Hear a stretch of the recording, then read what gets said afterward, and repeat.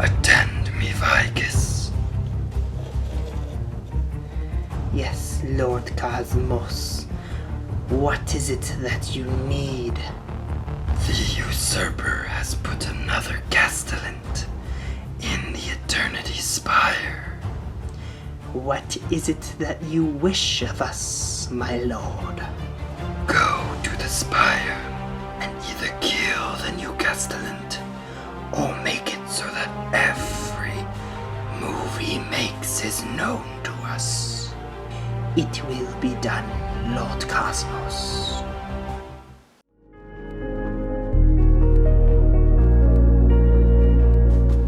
Hello, and welcome to this very special first episode of a solo Warcry campaign. The goal of my channel was to have narrative events up, and one of the things that I wanted to be doing is to be filming narrative campaigns. Unfortunately right now, just due to the pandemic, this narrative campaign is going to be by myself, but I'm still going to have a lot of fun with it, and I'm looking forward to a lot of it. I just wanted to get some kind of battle report up on the channel, and I'm actually looking forward to this, and I hope you'll enjoy it as much as I have with making it. For this campaign, I'll be using, with permission, the Lonesome Road Rules Pack, which was created by Doug from 2+ Tough. If you haven't heard of him, he is a great source of narrative inspiration, a great source of lore.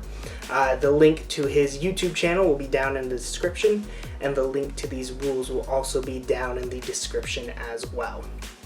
The narrative I've created using backgrounds for my models, and the map that we'll be using was created through Incarnate, which will also have the link in the description as well.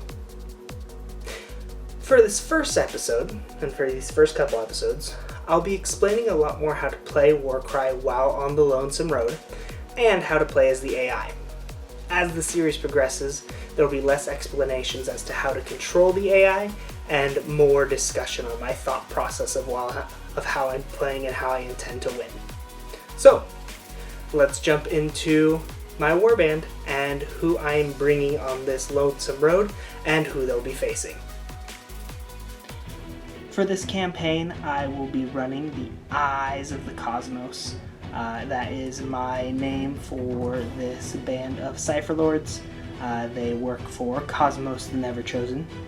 To start off this campaign, I will have the following members of this warband as follows. So leading the Eyes of the Kosmos is Thrall Master Vigus Tatravellian, and he is a Thrall Master of the Cypher Lords.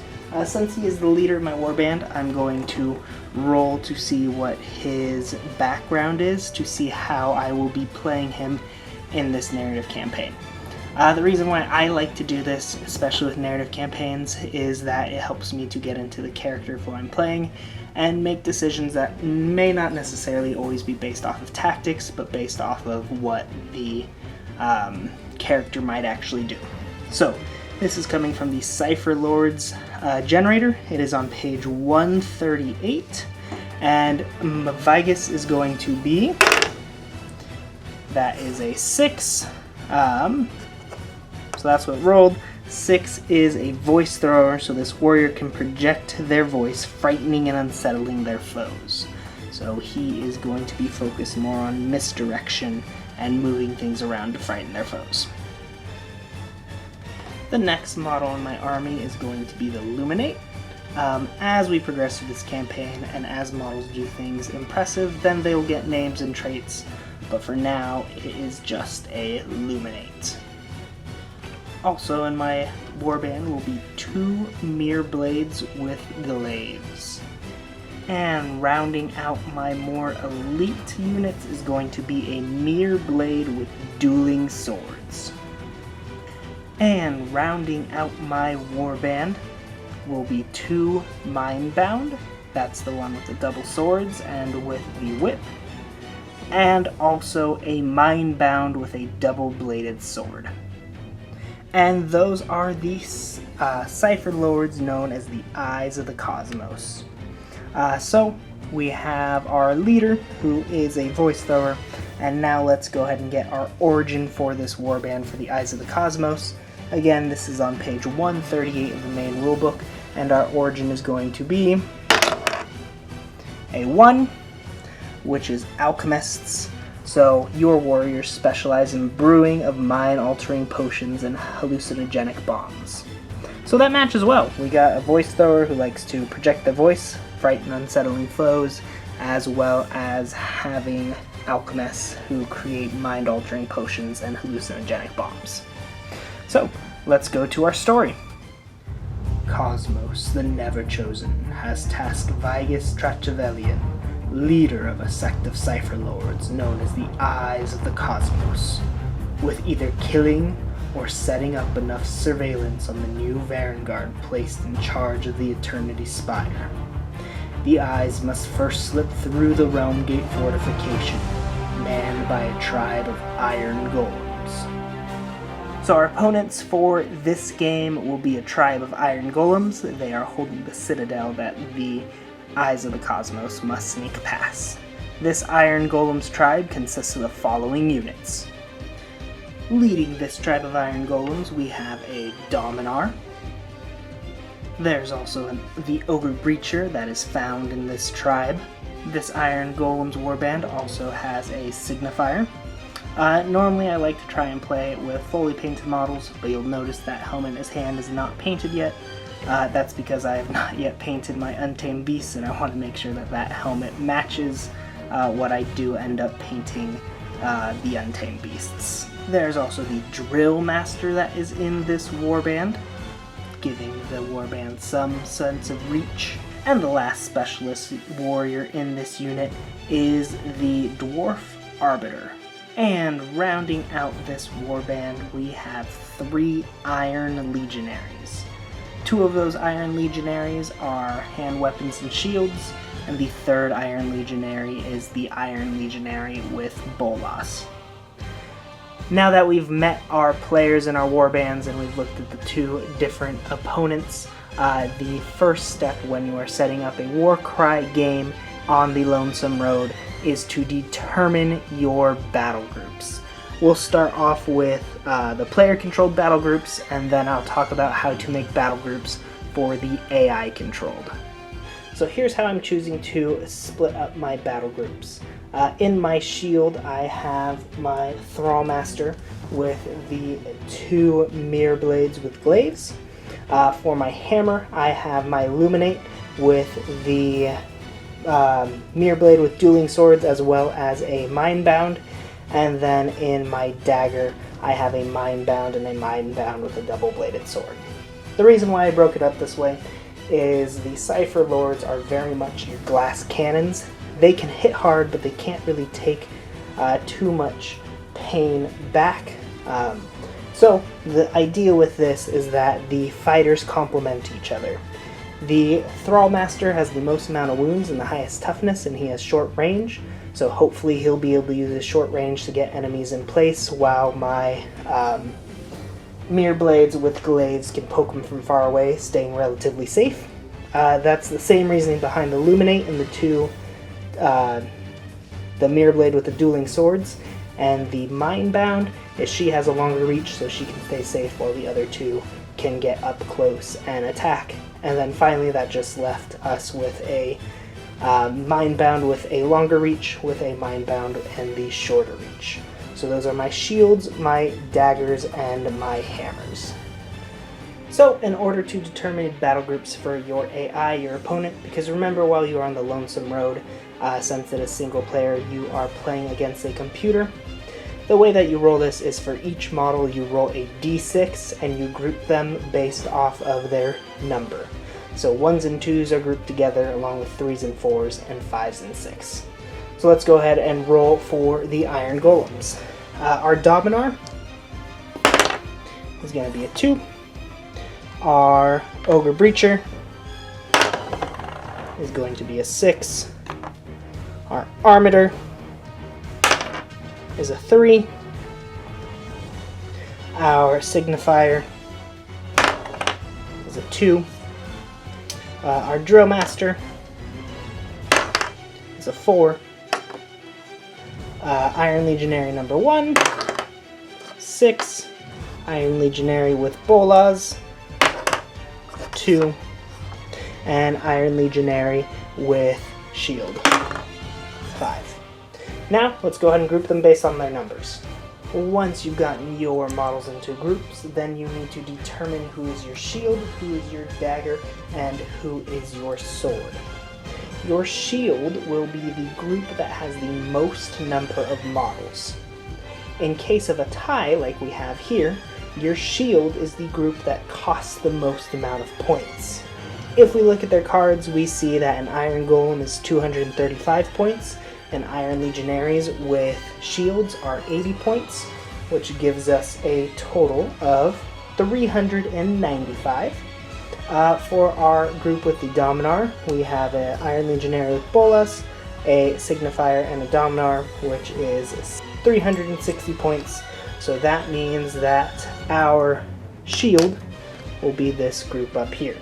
Now, to determine who is the hammer and who's the dagger, you pick a group and roll a dice. On a 1, 2, 3, that group is a hammer. On a 4, 5, 6, that group is the dagger. I can go ahead and pick our other big group of 3 and roll our dice. It is, there we go, it's a 2, so they are the hammer, and our dwarf and our drill master are our dagger. Awesome, now we've got our battle group, so let's go ahead and get to setting up the board.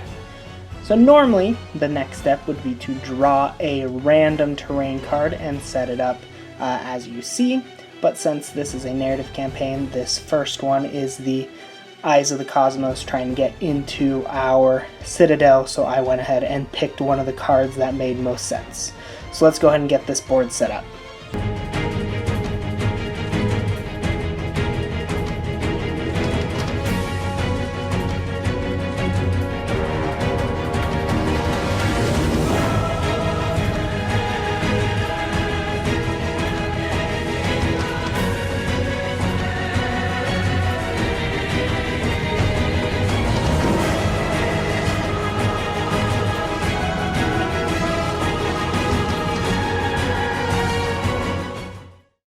Once you set up your terrain, the next thing you do would be to randomly pull a deployment card. Again, since it's narrative, I've already picked the deployment card for this specific mission.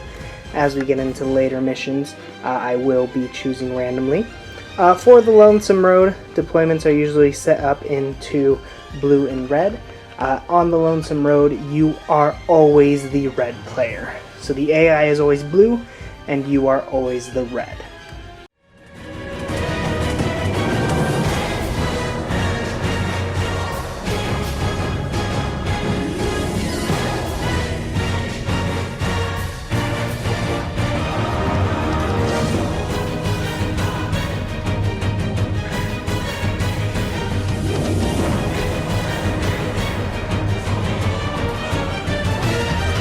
Once you have your deployment done, next thing to do is your victory condition. On the Lonesome Road PDF, there is a recommended set of victory conditions for you to do, just because those are the ones that work best for an AI. I, of course, like the last couple, already have one chosen out for this special narrative game, and it is Raise. So Raise is what we're going for our victory condition. So starting with the player who won the priority roll, each player picks a different battlefield edge to be their warband's territory. Any fighter that finishes a move action within 1 inch of an enemy warband's territory can enter it.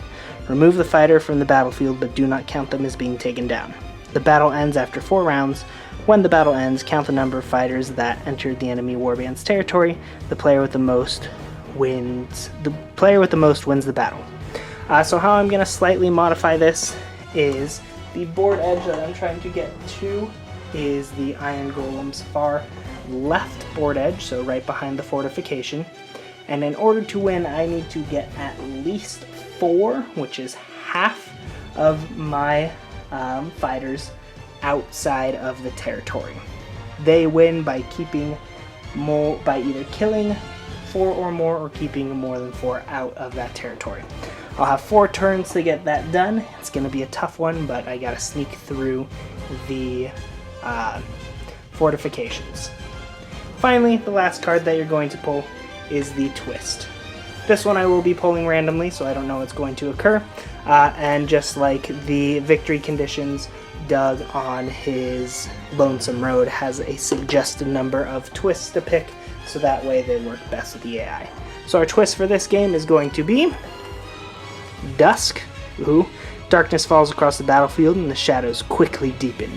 So no ability or attack action can be used to target an enemy fighter more than 12 inches away in the first battle round, 9 inches away in the second battle round, 6 inches away in the third battle round, and 3 inches away in any subsequent battle round. So we are trying to sneak in at dusk. So as it's getting darker, as we get closer, that is when we will strike to get past. Alrighty, so now let's get into our game and into our priority roll-off. So turn 1, hero phase.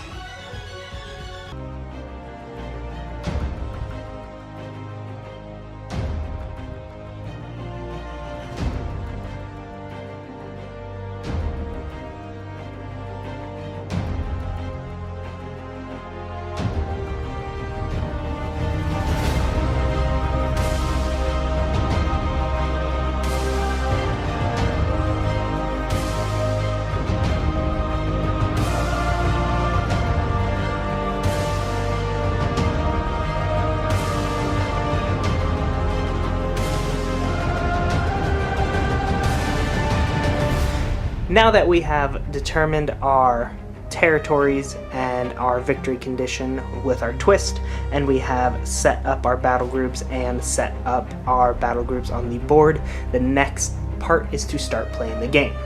So this continues as normal, where in your hero phase, as the controlling player, you will roll your dice as normal. So your 6 dice, looking for any doubles, triples, and quads.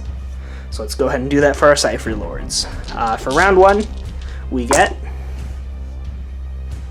we have 1 double, 2 doubles, and 2 singles. Since this is round 1, I still have my 1 wild dice, which will be represented by black. So I have my 1 wild dice that I can choose to use to either make any of those triples a double, or to make any of the dice different. I'm actually going to go ahead and choose to make my triple or my double 5 a triple 5, just because the Cypher Lords have an ability called Shadowy Recall, which helps with movement for this scenario. Since I am trying to get my players off the board, being able to move extra inches is going to be extremely helpful. Now that we have completed our hero phase, we would normally move on to our opponent's hero phase, but since the opponent is an AI, they are controlled by different rules and initiative is different than normal. According to the Lonesome Road, the enemy warband does not perform a hero phase and they cannot use abilities. After you have completed your hero phase, roll a die. On a 1 to 3, the enemy warband gains priority. On a 4+, you gain priority. In addition, seize the initiative. If you wish, you may spend 1 wild die in order to add +1 to the roll above. So I already used my wild die, and I don't think I would want to use my wild die for this first turn, so we'll go ahead and roll a black die. 1, 2, 3, the enemy goes first. 4, 5, 6, I go first. So that is a 5. I will go first. So let's go ahead and head to the battle board and see what that will look like. So before we get into this first move, just a quick overview of what the table looks like. As a reminder, my objective is to get at least 4 fighters off of the edge of the board. In addition, if this comes up, for the AI-controlled Cunning, Cunning says that the fighter makes a move towards the closest objective. Since the objective for this game is to get fighters off of the board, the closest objective for them will be which of my models is closest to the leaving edge. So, let's begin. For my fighters, I want to leave. Luckily, the Cypher Lords are pretty quick. They're able to move all at a base 5, so they are going to be able to cover this board quickly. I think I'm going to start over here with these two fighters, trying to get them, because since they can move that 10 inches, they'll be able to get really close to that board edge within an inch of it for turn 2 to hopefully leave and to get halfway through this objective. So let's go ahead and get started with that. So I'm going to start off by moving this mind-bound 2 activations, so 5 inches and then 10 inches to get pretty close to that board edge. So let's go ahead and do that. So 10 inches brings us to right about there. So we got our first one pretty close. Next activation, as long as she's still alive, she should be able to escape. Now for the AI's first turn, to decide who is going to be activated, you pick the fighter that is closest to any enemy models. So for the Iron Golems, the closest fighter is going to be the signifier, and then you measure how far away they are. This signifier is more than an inch away, but less than 12 inches away. And then we go ahead and roll dice and consult what their action will be. So that is a 6. So this fighter has rolled a 6, which is brutal charge. This fighter immediately makes a move action towards the nearest enemy fighter, but they also add 2 inches to their movement value. If they end within range of one of their weapons, then they'll immediately make an attack with +1 strength. If they do not end within range, then their movement ends. I have this fancy hammer icon for movement, and it is 3 inches long, so we'll go ahead and move our 3 to there, and then another 3, bringing us to right at that edge. So we got someone right there. Alright, so that's the first move. Alright, so the next fighter that I would choose as my activation is going to be this. The name of them are Mind Bounds. Also going to make double move action, moving 10 inches, ending right behind our other Mind Bound over here, because this is how they were set up. Closest again will be the Dominar. He's more than an inch away, but less than 12 inches away from the nearest model in my warband. So he will roll a 3, which is the following. So a 3 is press the attack. This fighter immediately makes a single move action going directly towards the nearest visible fighter of your warband. If at the end of the movement action this fighter is in range of one of their attack profiles, they make an attack action. If there's no fighters from your warband within the movement characteristic of this fighter, they make another move action in the same manner. So he's got a movement value of 4, so we will go ahead and move him. So here is our 3, and then our 2 this way, or our 1 this way, because 3 plus 2 is 5. Our nearest fighter is over here, so he will go ahead and make another move action. He cannot move through friendly fighters, so he will, and he doesn't have enough move to climb, so he is going to just move to right here. Whew, hopefully I get initiative next turn, otherwise this is going to be very scary. Or some doubles. We'll hopefully have to see what happens there. So moving on to me next. I got my couple groups over here. I think Center's my best fighters, but they also don't really have an easy way over any of these obstacles. So I think I'm going to go with my fighters over here, which is Luminate, Mindbound, and Mirrorblade with dueling swords. So we'll go ahead and move the Mindbound first. We're going to do a double move action, 10 inches straight up. We just need to press the attack and get through this. From that move, that is going to make the Armator the next closest. So we will go ahead and roll to see what his reaction will be. And that is a 2. So a 2 on our chart of between less than 12 inches and more than an inch away is Cunning. And Cunning is this fighter performs the press the attack behavior as described below. However, they must use their move action to move as close as possible to the nearest objective. If this movement brings them within weapon range of a fighter from your warband, they make an attack action as well. This fighter must always attack the nearest fighter from your warband. So, because of the rules that I said earlier, the closest model to the objective is actually our Mind Bounds over there. That's my child swing in the background, making use of what we can in the space that we have. So he is going to go ahead and make a double move towards that fighter, which will take him 3 inches to there. He'll be more than 3 inches away. And then, whoopsie. So you can see 3 inches to there, and then he'll be more than 3 inches away. So another 3 inches will put him just on the other side of this archway. Interesting. Well, that's good over here. The Drill Master is a fearsome opponent, and there are more people getting in the center that as I get closer and they start moving towards the closest enemy models, that might end up not being so good for me. So let's continue on with our movements. Again, I want to move this group over here with our Mirror Blade with double swords moving next. Also going to move up 10 inches, so that will just put her right next to the Mind Bound. Alrighty, that will make our Drill Master next.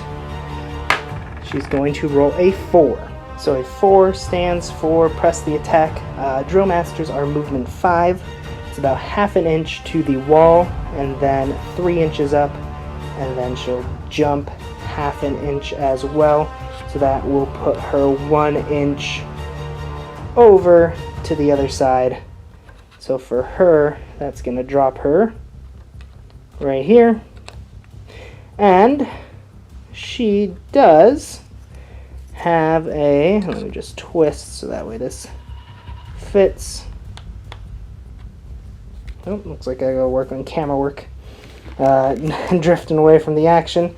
I'm going to double check what her range on her attack is and see if it is within length, because she is within 5 inches, so she wouldn't make another move. But if her chain is within a range to attack, then she will attack. Alright, so looking at her fighter card, her range attack is 3 inches, so she does not have range to make an attack right now. Next up for my Illuminate, I'm going to go ahead and use the double 3s that I had gotten in my initiative roll-off for Rush to give her an extra point of movement, so she will be moving 6 inches, which means for her double move she'll be moving 12 inches. Getting her far up. And this will also condense these parts of the warband, which I think is going to be a little bit essential to break through. So 12 inches brings us to right there. So we are up closer, halfway through the board about, but getting further. So we'll go ahead and make some measurements to see who will activate next based off of distance from my warband. So the next closest warrior to my warbands is this Iron Legionary with Bolas. So we'll go ahead and see what he rolls for his activation. It is a 2, which is going to be, so a 2 is Cunning. So we will go ahead and move him his initial 4 inches.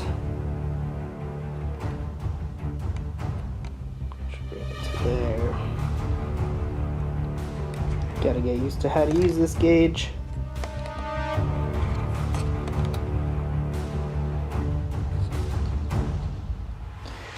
So initial 4 inches there. He's more than 4 inches away from the nearest enemy fighter, so he will move again, coming to probably about right here. Just making that conga line, defending that objective point. Oh dear. So I'm going to go ahead and activate my Throwmaster. He's going to go ahead and double move 10 inches. That is considered to be low terrain, so he's able to just hurtle over that because it is less than an inch thick and less than an inch high. So he will go ahead and move his 10 inches straight, which is going to, as we measure over that, bring us about to that spot right there. So go ahead and move him. He's right here.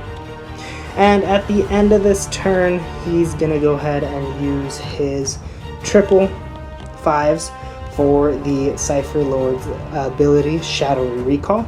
What this does is I can pick any unit with the minion keyword, which is any of my fighters except for the Illuminate, within 12 inches of him. Then I can remove them from the battlefield and place them within the ability dice of our Thrallmaster. One thing that I need to keep in mind for this ability is our Twist Dusk. Because it's the first battle round, I can still pick someone within 12 inches. But if I did this next battle round, it would be 9, and then 6, and then 3. So looking at an overhead of our battlefield, our Mindbound with Glaive is within 12 inches. And then he'll be able to be placed within 5 inches because that was our ability, which will bring him up to the stairs. It is a gamble because depending on how the Iron Golems go next, this could see this Mindbound escaping, or it could also see him killed. So he has been shadowy recalled to the top of the stairs here. And whew, that brings our next fighter to be this Iron Legionnaire with Bolas, or Iron Legionnaire with shields. And it is a 3. He's more than an inch away, less than 12 inches, so a 3 comes out to be. So 3's press attack, so he'll move 3 to the edge of the stairs, and then he will go ahead and move 1 inch, which will put him to about that second step. So he's right here. So he's right here heading up the steps. He is still within 4 inches of the next fighter, so he would not activate again. And he does not have any ranged weapons. So moving on. I think for this, I need to get that fighter off. Just because Cypher Lords are very fragile. They attack hard, but all of my warriors, except for my 2 leaders, only have 10 wounds, so they will get decimated.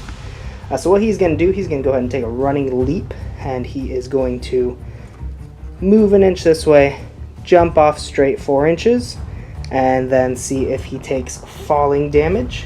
So because he jumped, he takes impact damage, not fall damage. So impact damage is I roll a dice. On a 4 to 5, he takes 1 point of damage. On a 6, he takes 3. So nothing. And then to finish the turn, he will move again, ending within an inch of the board and disappearing. So I am 1/3 of, or 1/4 of my way to my objective. I need to get 4 more fighters off in order to, or 3 more fighters off in order to win. Let's move on to the next Iron Golem activation. So for the Iron Golems, we have this Iron Legionnaire. That is a 3, which is press the attack, so he's going to move 4 inches up, and then if he's within 4 inches, he'll stay, but if he's not, he will move again. So based on where he's at, it's about 3 inches to climb to the top, and then it is about 1 inch over to that platform. So he's right here. There are no enemy fighters within 4 inches, so he's just going to go ahead and, let's see, that is 3 inches to there. So let's actually do it this way. It's about 2 1/4 inches to there, and from where he is at, he can jump to the other platform, and that 3/4 of an inch will put his center onto this platform, So he'll jump, and he is right here. Woo! Falling down. But he is right here, ready to spring that ambush. I have one last activation for myself, which is going to be this Mirror Blade with Glaive, I believe they're called. Let me double check the name. So it is a Mirror Blade. He has 5-inch move, so we'll go ahead and just move straight forward 10 inches, protect some of my leaders. And finally, our last activation is the Ogre Breacher, Mr. Big Scary Boy. So let's see what he gets. A1, which is Cunning, so he is going to move towards the unit that is closest to the board edge, so he moves 4 inches. So it'll be a move. So that's 3,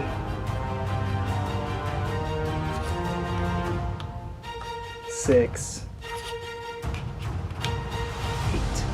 So he will go ahead and move 8 inches. Boop. Alrighty. And that is the end of round 1. So I got 3 more rounds.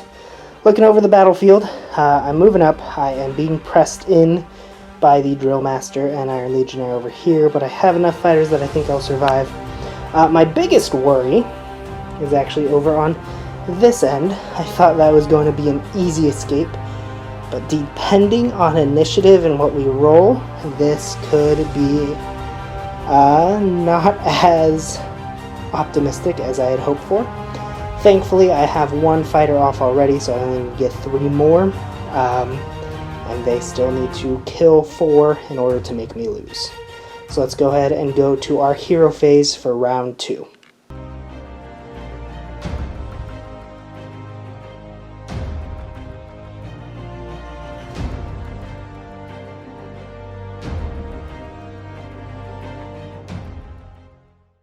Alright, so for our initiative phase, again, I have 1 wild dice because I used it last time. Let's see what I get. So I have double 6, double 3, and a 1 and a 4. Oh, this is a tough decision. Shadowy Recall's a triple, and I can move him 6 inches, which would be very helpful. But at the same time, I could use that wild dice to make sure that I seize the initiative on a 4+. Let me think about it and get back to you on how I will use this wild dice. So, after some careful consideration of what to do with my 1 wild dice, I am going to take it and use it to make a 666. I feel that Shadowy Recall is going to be more beneficial than the possibility of taking initiative. Hopefully I won't regret this, but again, I only need to get 3 more fighters across the edge, and while those 2 would be nice, it's also going to be good that they're kind of holding people up. So let's go ahead and roll our initiative dice. So we're going into this with 666, double 3. So on a 1, 2, 3, the AI goes first. So the Iron Golems go first. On a 4, 5, 6, the Eyes of the Kosmos go first. And that is a 2. So we're going to go ahead and go to the combat phase of turn 2 with Iron Golems going first. So top of turn 2, as a reminder, for the Dusk Rules abilities can only be targeted on enemy models 9 inches or less away. Rules as written for the Lonesome Road is the first fighter to get activated is the one that is closest to the enemy warband. The Signifier and the Drill Master are both a little bit more than 3 inches away, while this Iron Legionary with shield is less than 3 inches horizontally and about 3 inches diagonally away from my Mirror Bound or Mirror Blade. So we'll go ahead and roll for him, see what his action is going to be. It is a 2. Let's look that up on the activation chart. So a 3 is Cunning, which is gonna be quite different than what I thought was gonna happen. So he's gonna move horizontally 3 inches, 4 inches, so 3 inches. Drops him. Get that underneath there to about there. Another inch moves him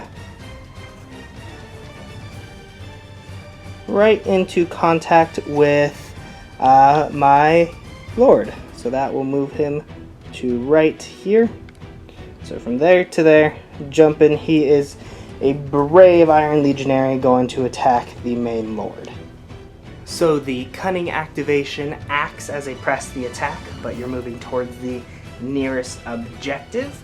Part of press the attack is if this fighter, where it goes.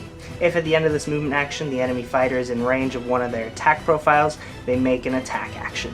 So he is in range of my leader. He has 2 attacks at strength 3. My leader's toughness is 4, so we are looking for 5s and 6s. 5s will do 1 damage, 6s will do 3 onto my leader. Alright, so we got 1 damage on my leader. Alright, so my leader has 1 damage on him, and that Iron Golem has activated. It is now my turn. That is actually a little bit better. It's actually a pretty good move, because now I'll have to disengage with my leader in order to move. So rather than getting the full 10 inches, he is only going to be able to move 8 inches, which won't get him that far. So we'll see for my activation.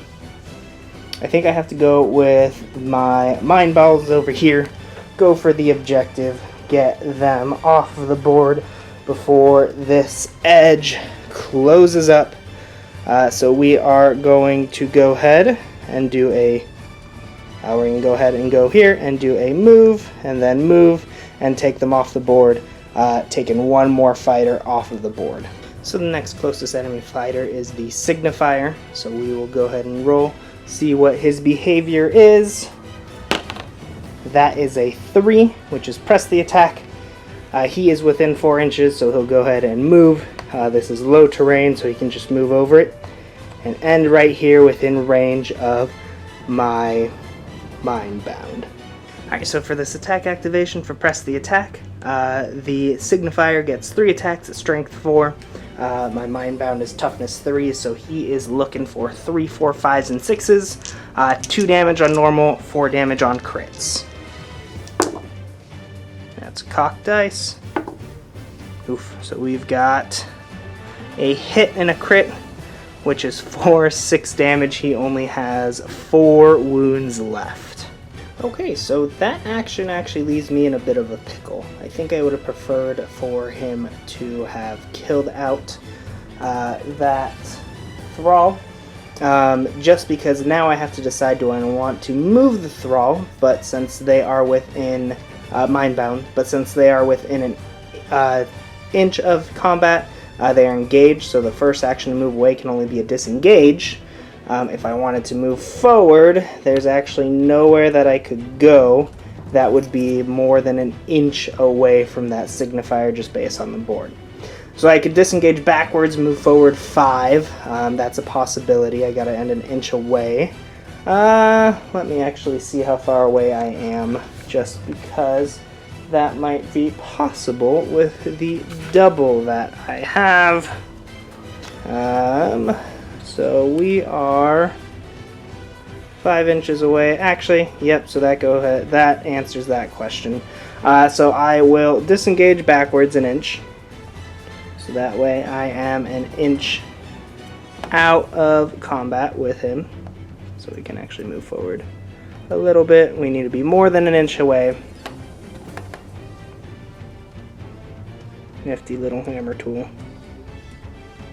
So more than an inch away, which then puts me still. I have to end my move within an inch of the board edge. That is with an inch of the board edge, so I will use my double because I can't get through there. He's too close. Actually, I may not even need to, since I'm disengaged. Let me double check on the rules for that about movement, if I can move within an inch, or as soon as I get within an inch I'm considered to be engaged. So just from looking, there's nothing that says that I cannot move past him with enough space. It just says that I cannot move through enemy fighters. And as we move to right here, that is passing but not moving through him. So we're going to go ahead and use the full movement, get her off of the board, pop, making it so I only need one more fighter to get off in order to have victory.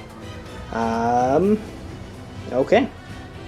Might say more than 4. We'll see where we're at. Let's go on to the next activation. So our next closest model will be the Drill Master. Her characteristic is a 1, which is cunning. Let's see. Looking at the board, I believe the closest enemy fighter to the objective, which is the board edge, is now the Thrall Master, so she'll move directly towards him 5 inches and then attack with anything that is in range. So 5 inches. So 5 inches, taking the shortest way, move to right here for 2 inches. And then 3 inches is going to wind up on the other side of this mirror blade if she can make it through. So she's going to stop right there because she can't go through other fighters, and then go ahead and attack, and she'll be attacking that mirror blade. Alright, so our Drill Master is within range to attack. In the event that the fighter has 2 weapons profiles, you must choose one to attack with. Always choose a weapon that is in range of an enemy. If there are 2 or more such weapons, choose the profile with the higher strength value. So for the Drill Master, both her 1-inch and her 3-inch attacks are within range. Both are strength 4, so I'm going to go ahead and say on top of that, then you choose the one with the higher damage profile, because it makes sense that if you can attack with the higher damage, be using the higher damage. So she'll make 4 attacks into my Mirror Blade. Her attacks are strength 4, 2-4 for damage. My toughness is 3, so looking for 3, 4, 5s, and 6s.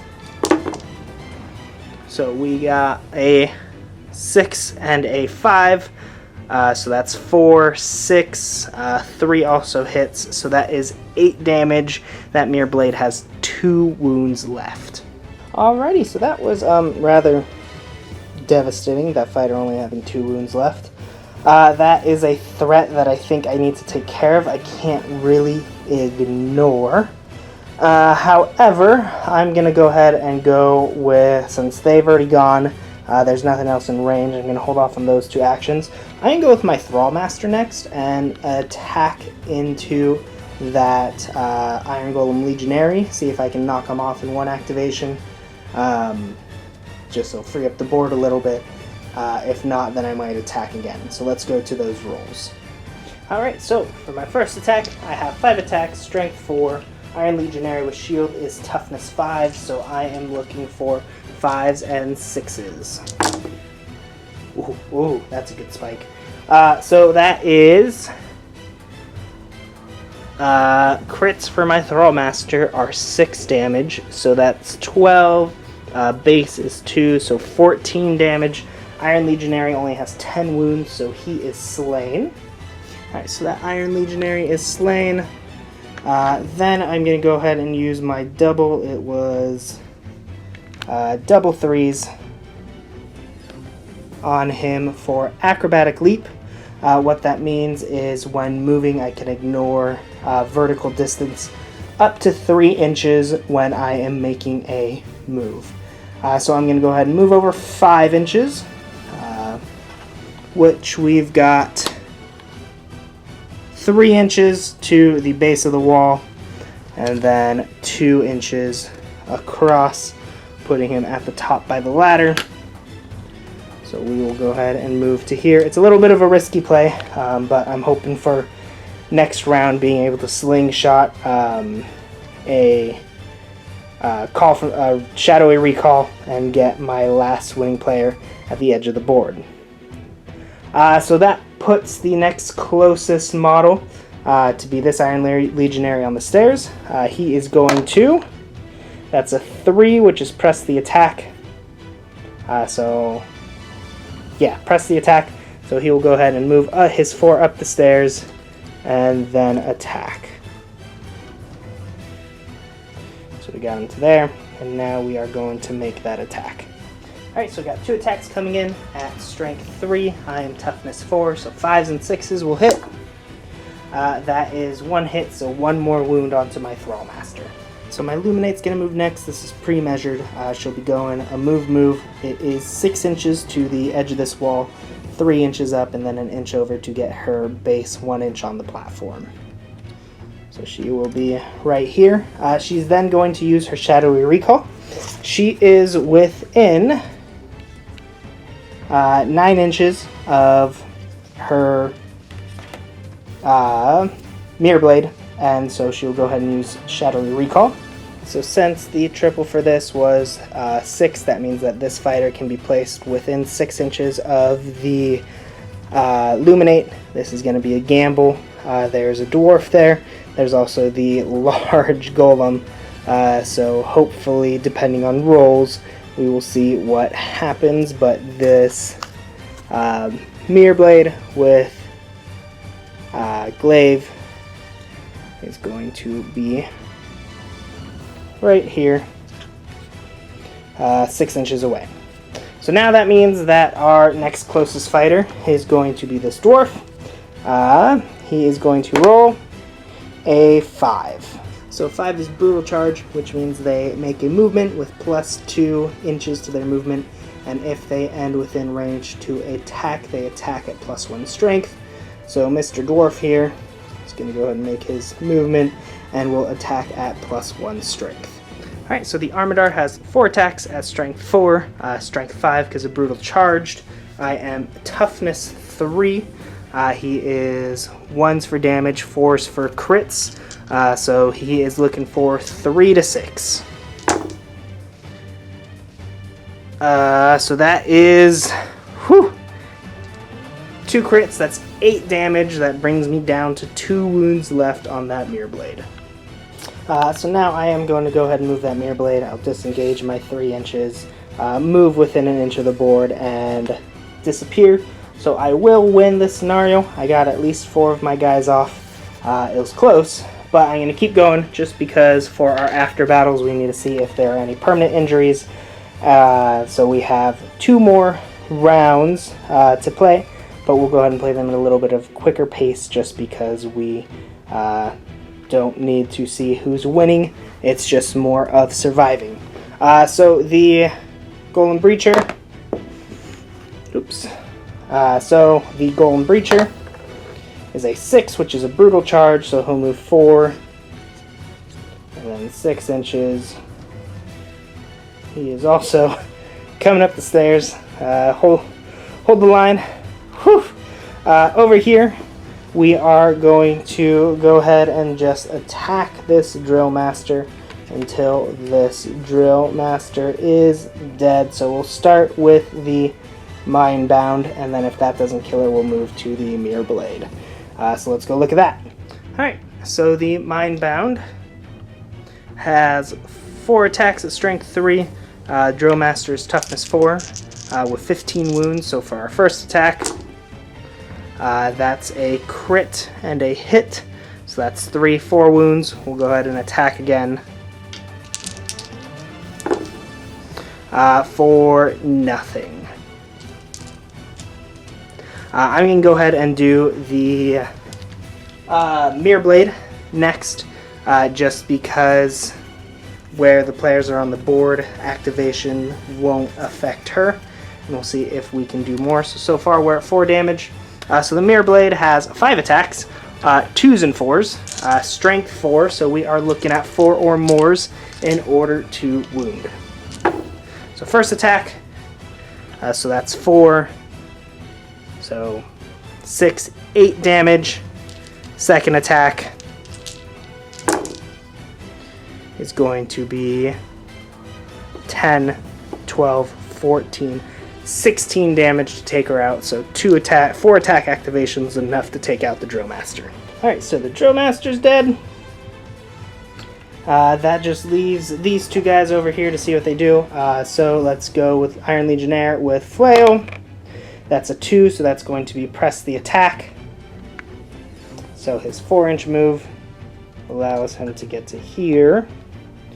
And he has a 3-inch range attack, but that is still out of range, which means he will make another 4-inch move directly towards the nearest enemy fighter, which we'll go ahead and let's put him right here. Alright, so our Dominar now will get a press the attack as well. So he will go ahead and start moving over to here. And that's where we have it for the end of round 2. Thrallmaster is looking to be in a bit of a sticky situation, but we have gotten our 4 fighters off of the board, and it is just to see who will be left alive.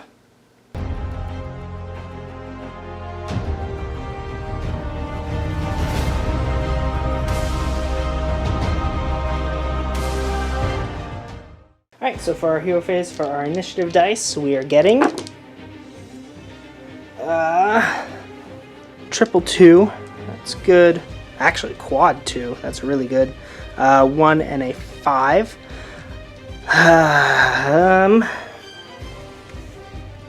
Ignoring distance would be good for having a double, but also being able to go first might be good. So quad gives me an attack 1, so either rampage or the special for the Cypher Lords, which is spinning somersault strike.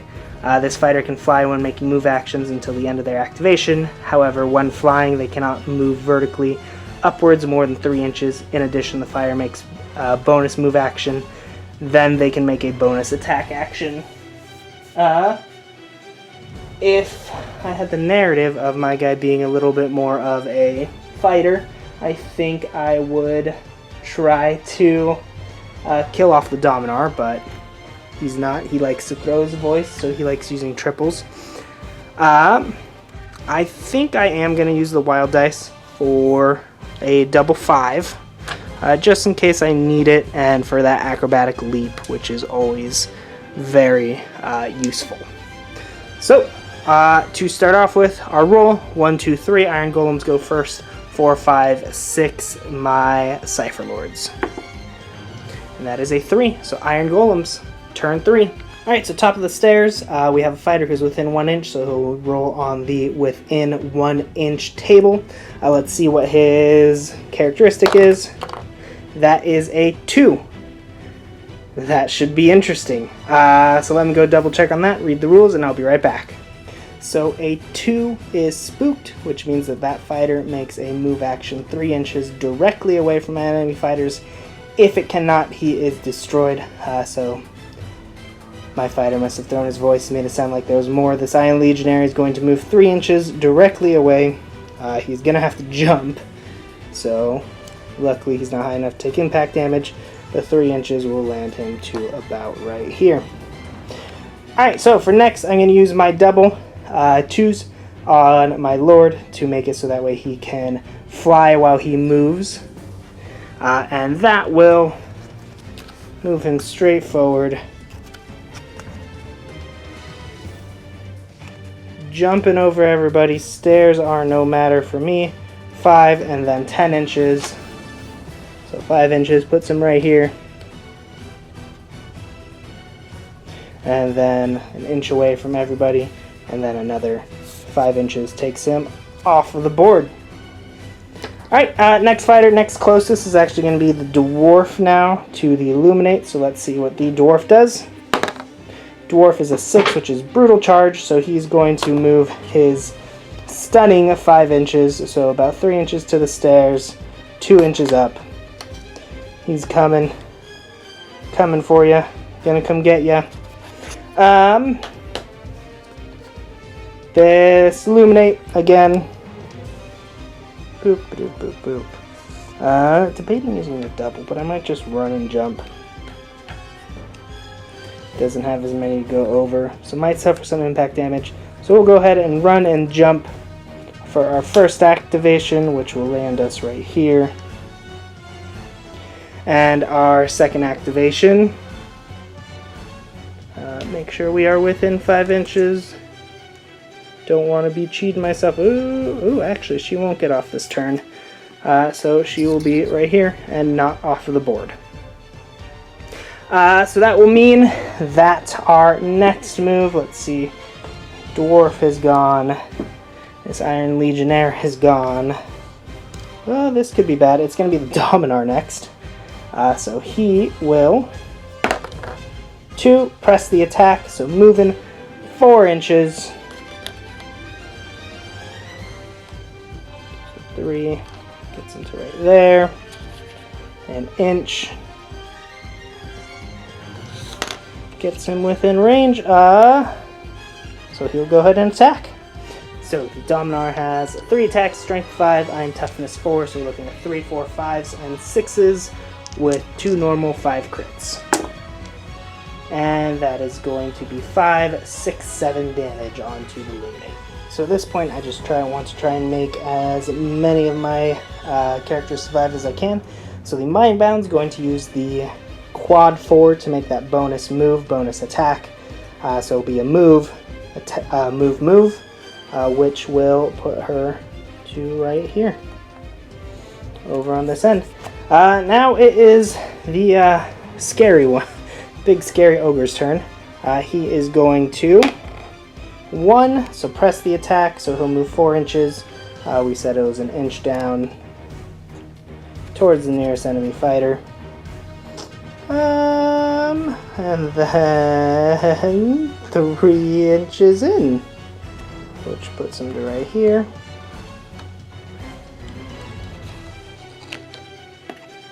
And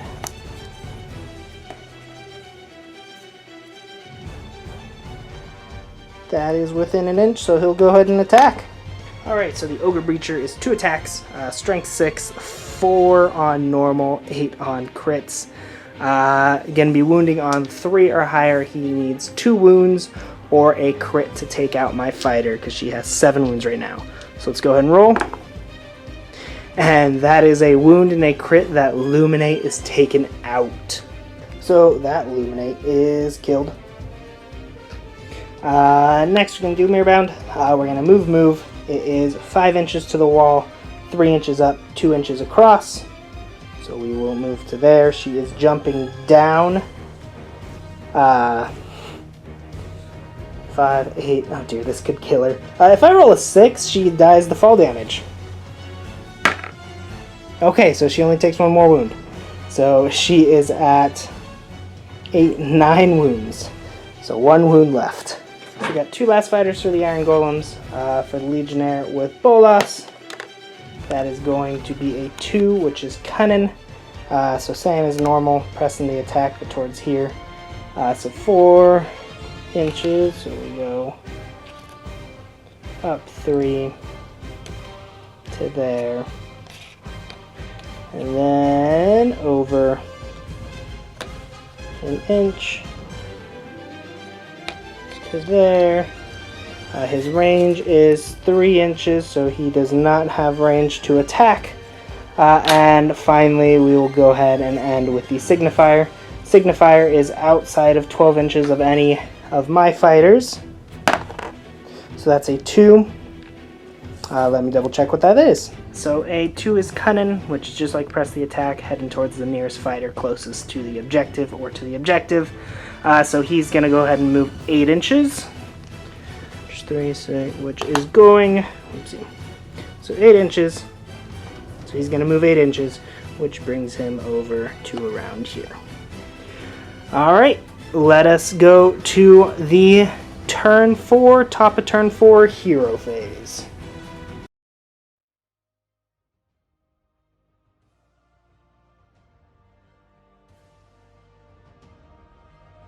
So we're in turn 4. Let's go ahead and roll my initiative dice. We have double 6 and 4 singles. So double 6, 4 singles. I'm actually going to use my wild dice this time to add +1 to the roll for initiative. So on a 1-2, the Iron Golems will go first. On a 3 or higher, I will go first. Alright, so 3 or higher, that means I get to take top of the turn. So this Mindbound sees the leader of the Iron Golems and their most valuable fighter. And they think to themselves, Nah, the objective's right there. We're moving. Bye. Peace. Adios. Boop! Ain't no trucking with that. Alright, so next Iron Golems fired go is the Dwarf, which is a 4. I believe that's press the attack.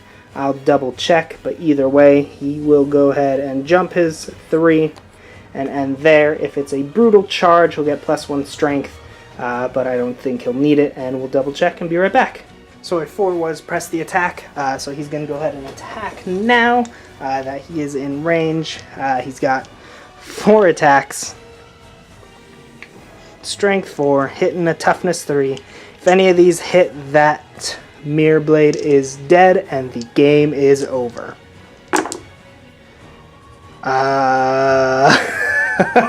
That +1 toughness helped. That is that 1 wound needed to kill the Mirror Blade, and that is the only hit that was scored. So Mirror Blade is dead, and we will go ahead and wrap up the game and go into post-game wrap-up.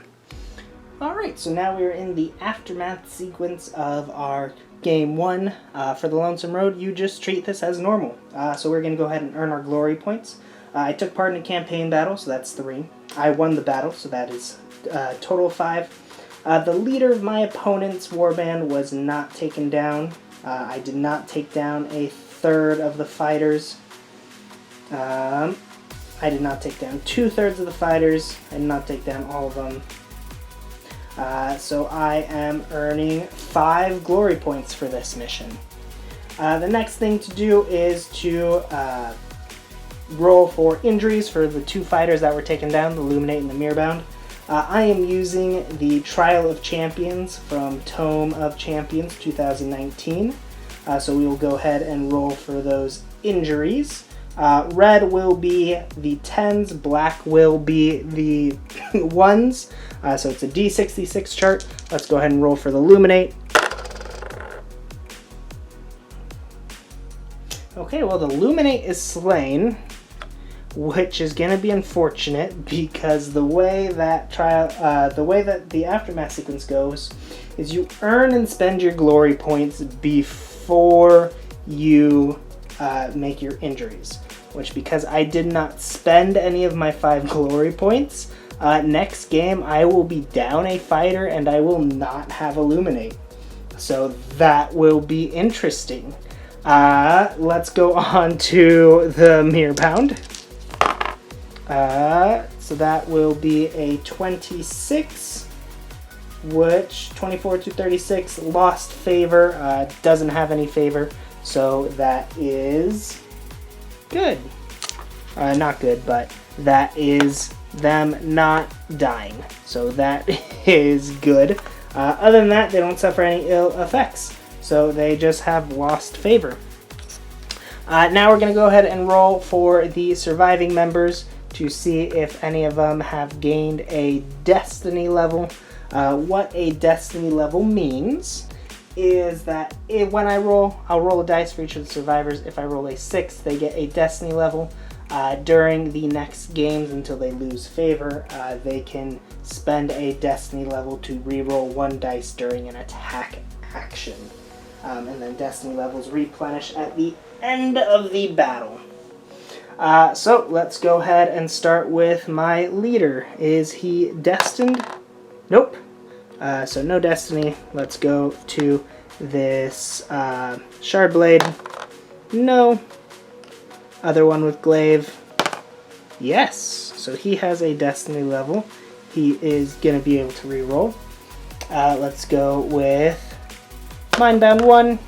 Nope. Mindbound 2 with long hand. Yes. Ooh, so this Mindbound also gets a destiny. And then the last one, no. So as I'm going through the rules, I'm realizing that I can add a fighter now. I would just have to pay the destiny points. I kind of like the idea, though, of deaths actually affecting you in the next game.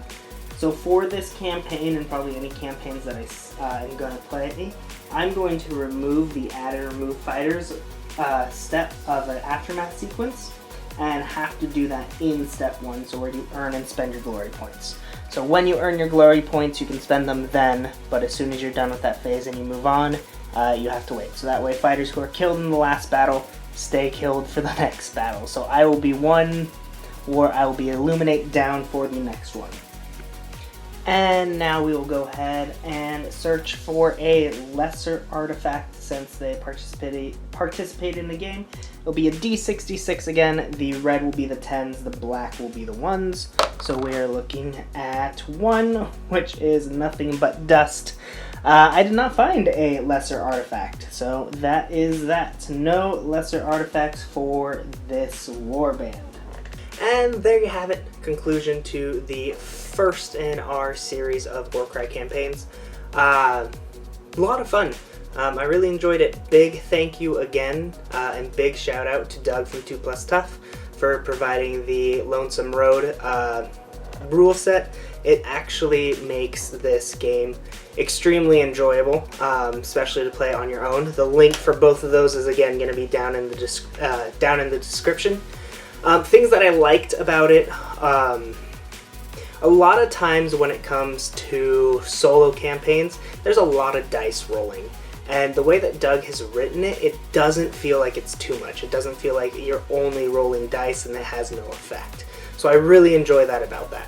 I made a couple changes, and I'll probably have a link more towards the end of the changes that I make to the campaign, just because I like different things, and I feel like different actions should have different abilities, but that's just my personal opinion. One of them, like, you can't spend points to get a new fighter until the end of the warband, so you can't add points to get a new roster because that comes in at step 4. Things like that. Things that I'm going to try to do differently. Measuring I want to get better with. I want to try to measure, see with my measuring tools what's going to be different, how I'm going to use those differently. And also filming. This is my very first battle report that I filmed with my camera, so I need to get used to watching the screen, measuring, rolling dice, making sure the camera's centered on the action, and all of that. The other thing that I wanted to mention as well is throughout it I was using these plastic things like who's the hammer, who's the dagger, who's the shield. If you would like to get some of those, they are from KW Designs, Chris Warner. I found them on eBay. I'll also put a link to his store in the description. He has some cool stuff. He does a lot of like 3D printed bases, and they're all reasonable prices. So I'll put that link down in the description. Overall, we will continue on with the story. This was my first battle report again. So any questions that you have or any mistakes that you see, go ahead and put them down in the comments. I'll do my best to respond. Thank you so much for watching. Please like and subscribe to Naphammer if you enjoyed this for more content, more narrative content, and go ahead and keep telling your stories.